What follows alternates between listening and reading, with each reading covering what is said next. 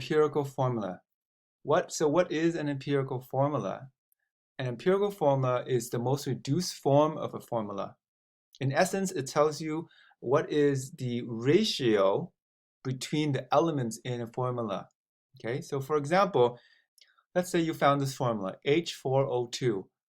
Is this an empirical formula? Well, the answer would be no, correct? Because 4 and 2 is not their most reduced form. As you can see, 4 and 2 can both be divided by 2, further reducing it down. 4 divided by 2 could become 2, and then 2 divided by 2 can become 1. So the most reduced ratio between hydrogen and oxygen in this molecule is 2 to 1. That is exactly what an empirical formula is. It tells you that for every 2 hydrogens, there is 1 atom of oxygen. Okay, so let's do an example to flesh out how to calculate an empirical formula. Let's say you were given some data that was done from an elemental analysis, which basically is an analysis that tells you the percent composition of different elements in a sample, right? We just learned about percent composition. So it says 69.94% of the sample is iron, and 30.06% of the sample is oxygen. Okay, so how do we calculate an empirical formula? Basically, what is the ratio of atoms of iron versus atoms of oxygen in this compound? Okay, so there are about 4 steps. I can break it up down to you. Okay, step number 1. Since you're given a percentage, remember a percent is out of 100, then it is the most easiest if you assume that your whole sample is 100 grams. Why is that? Well, because if your whole sample is 100 grams, then what's 69.94% of 100 grams? It's just basically 69.94 grams, right? So that makes the math a little bit easier. You skip some steps on your calculator. So basically, all the percentages just turns into grams since we have assumed it is 100 grams. Well, let me prove it to you. What's 69.94% times 100 grams? What's 69.94% times 100? It is 69.94 grams. Okay, so here, that means you have 30.06 grams of oxygen. Step number 2. Because we're talking about an empirical formula, and a formula, it talks about the ratio of atoms of one element to ratio of atoms of another element. We can't be speaking in terms of grams anymore. We have to convert all the grams into the amount of atoms. What's another term for the amount of atoms? Moles, right? So we have to convert all these masses into moles.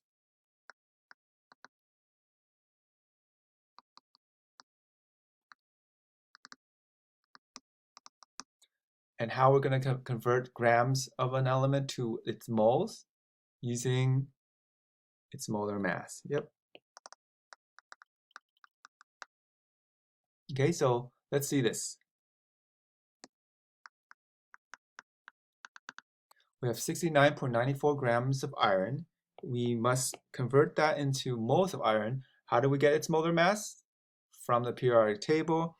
And in the periodic table, it says that there are 55.85 grams of iron per mole of iron. We see that the grams of irons will cross cancel out, giving you moles of iron.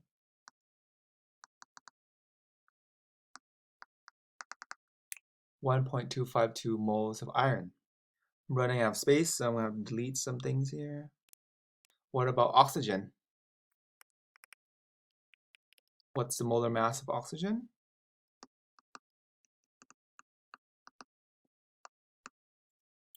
(16 grams per mole. Grams cancel out, giving us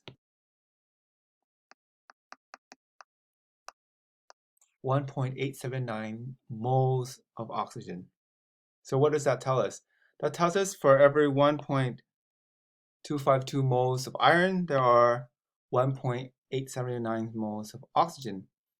So if you were to write the chemical formula for that, since it is a mole to mole ratio, you can use that as a subscript, right?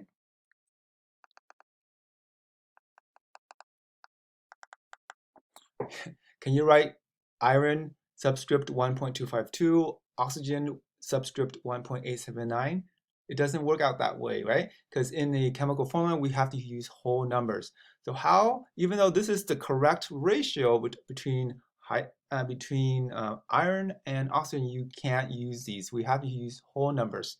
So how do we turn these two numbers to become whole numbers and still keep its ratio relative to one another, right? So the third step to do that trick is to divide both of these numbers, or all numbers that you have. In this case, there's only two numbers, but you could have more if you have more element in your compounds.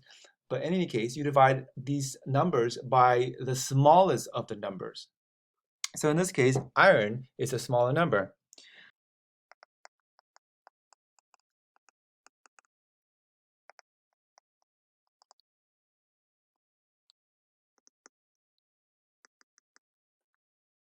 All right, so to do that, you divide this one by 1.252. You divide this one by the same number. 1.252 divided by 1.252 is 1, whereas 1.879 divided by 1.252 is about 1.5. Okay, so again, we will basically be able to reduce one number to become a whole number, but the other number is still not a whole number, right? 1.5 is still not a whole number. After doing that, sometimes you're done, but in this case, you are not done. Then you have to do a fourth step. You're going to multiply the whole formula by an integer in order to make both of these numbers whole. So you multiply by 2, by 3, by 4, by 5. So in this case, what do you think we can multiply the whole formula by?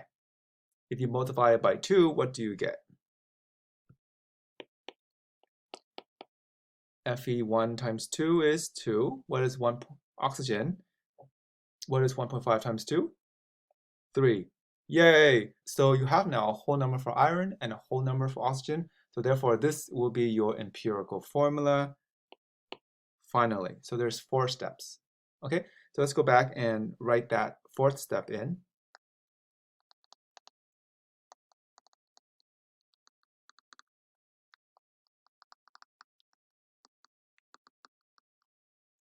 Multiply by integers until all subscripts are whole numbers.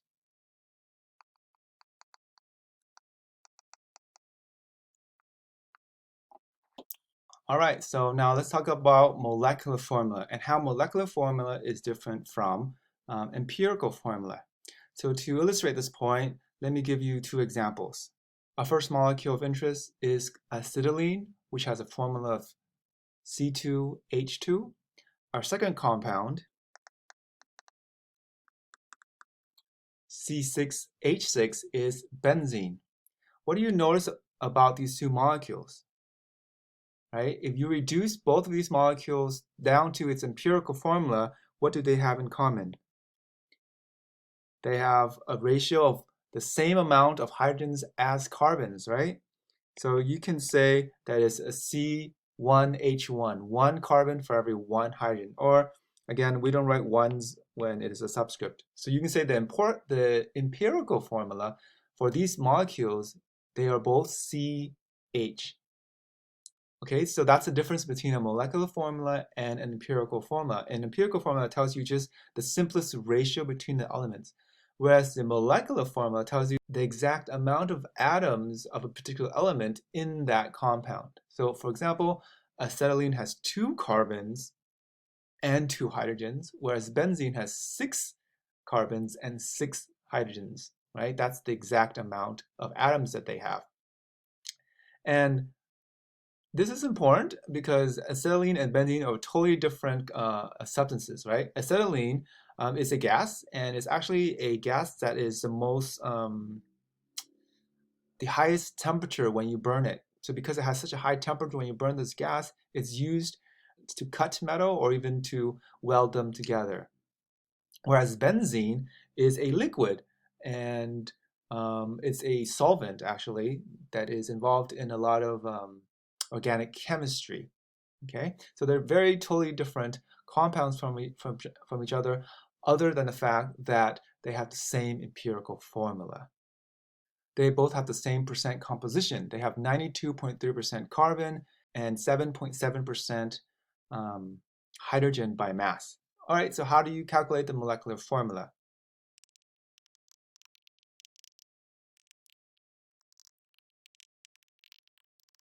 To calculate a molecular formula, you must have already calculated the empirical formula.